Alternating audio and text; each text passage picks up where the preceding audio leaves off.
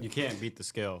You can't get Yeah. so many parts. And that is a good thing. That's a good point. Like, it's still, at the end of the day, you still need to put in the work, right? Well, I was going to ask, because obviously we talked about AI and there's a lot of technology that's out there that makes it easier to do certain things. But when it comes to these stunt bikes, like you're still limited. Like you still need the skill set in a sense, right? Like finding that throttle position or finding that weight balance. Like that's still stuff that's going to happen regardless. But you hear things like WheelieMachines. Did you guys have WheelieMachines back in the day? Yeah, and we actually did a wheelie school, right? So, we would we had a bunch of bikes with outriggers on. We ran it for 10 years. People from all over the world would fly in to go through our wheelie school, right? So we learned a lot from that, and just kind of like the process of trying to teach somebody. Can we teach somebody in one day, like the balance point and some throttle control? And it worked out well, right? But the WheelieMachines were kind of pointless. They are just like,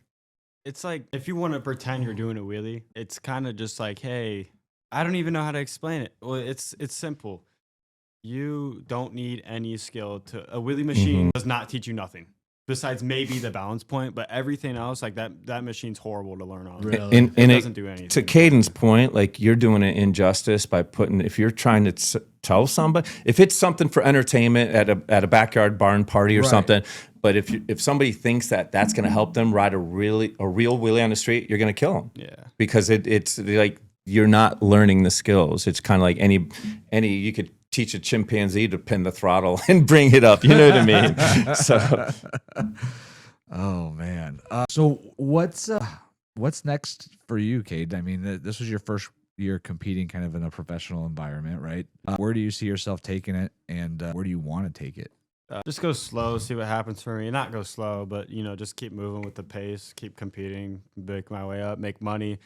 I definitely want to confiscate some bigger sponsorships so I can make more money and get more parts. That'd be nice. I definitely want to upgrade my bike as well. Go to a lot of people are on the newer gen 636s now, and I've ridden one. I've ridden a couple, and it's night and day difference now with those. Are you on it? Which one are you on now? I'm still on an original 0304. Oh, really? Yeah. Now, was that your original bike, or was that a passed down from? That was one of my bikes, and that was the other thing, just raising all my kids. When they were born, they were in the front pack on a 4-wheeler up, and you know what I mean. So dad, you got to give me a little bit of a pat on. I just, and not really. I just kind of was always active and wanted to expose them to the awesome things of life and let them kind of make it. And obviously, Kaden kind of ate it up.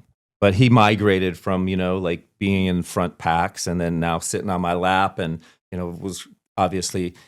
I got videos of him when he was like toddler, like he would sneak out in the garage and be on my bike, like, just, Definitely. Yeah, I mean, it was pretty cool.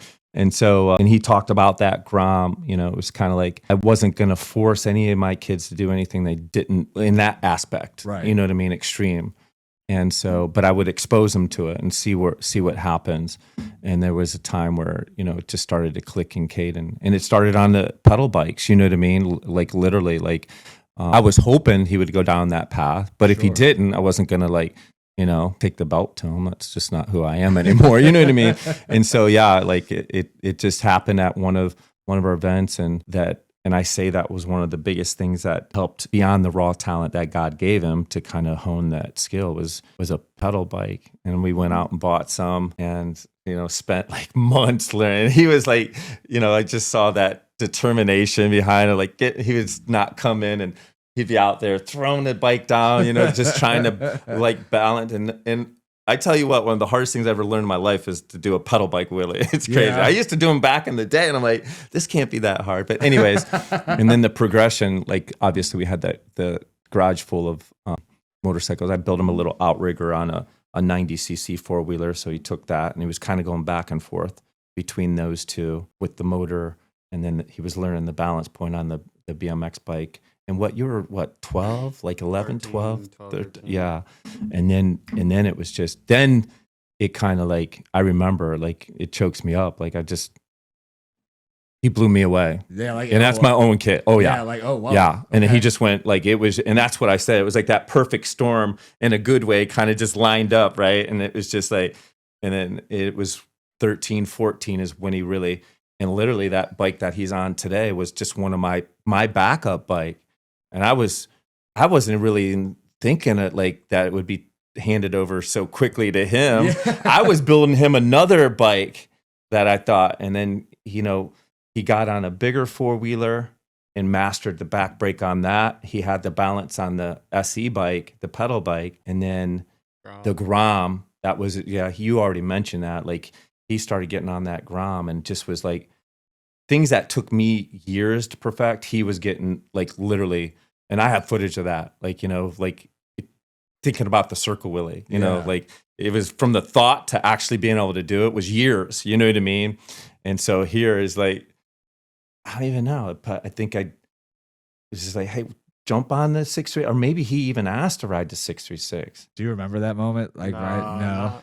It was, you were on the ground, but it was I was like probably 15, and I just slowly. you were 14. You were still 14. yeah. I was just slowly. I don't know. It was big, like a lot of weight.